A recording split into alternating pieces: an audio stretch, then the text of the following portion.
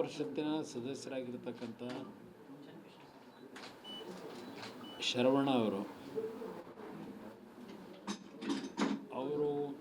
ಅವರ ಒಂದು ವೃತ್ತಿಯನ್ನು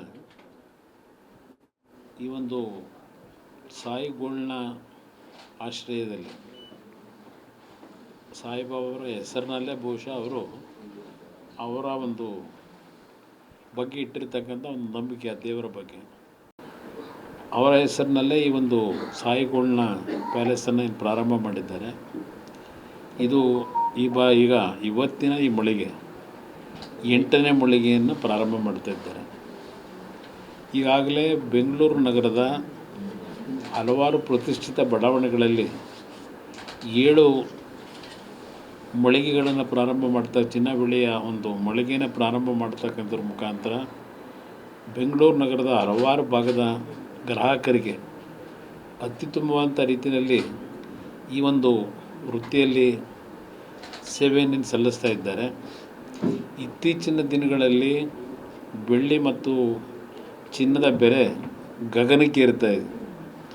ಇಂಥ ಒಂದು ಸಂದರ್ಭದಲ್ಲೂ ಒಂದು ಮಳಿಗೆಯನ್ನು ಪ್ರಾರಂಭ ಮಾಡ್ತಕ್ಕಂಥದ್ದು ಅಷ್ಟು ಸುಲಭವಾದಂಥ ಒಂದು ವ್ಯಾಪಾರ ಅಲ್ಲ ಇದು.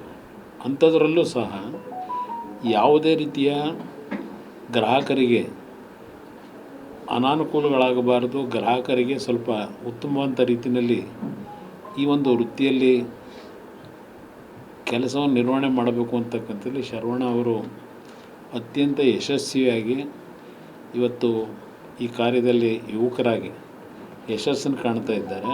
ಭಗವಂತ ಅವರಿಗೆ ಇನ್ನೂ ಹೆಚ್ಚಿನ ಒಂದು ಶಕ್ತಿಯನ್ನು ಇನ್ನೂ ಹಲವಾರು ಭಾಗದಲ್ಲಿ ಗ್ರಾಹಕರಿಗೆ ಅನುಕೂಲಗಳಾಗ್ತಕ್ಕಂಥ ರೀತಿಯಲ್ಲಿ ಮಳಿಗೆಗಳನ್ನ ತೆಗಿತಕ್ಕಂಥದ್ದಕ್ಕೆ ಭಗವಂತ ಅವರಿಗಿನ್ನೂ ಹೆಚ್ಚಿನ ಒಂದು ಯಶಸ್ಸನ್ನು ಕೊಡಲಿ ಅಂತಕ್ಕಂಥ ಶುಭ ಹಾರೈಸ್ತೀನಿ. 500 ಜನ ಎಂಪ್ಲಾಯೀಸ್ ಇದ್ದಾರೆ.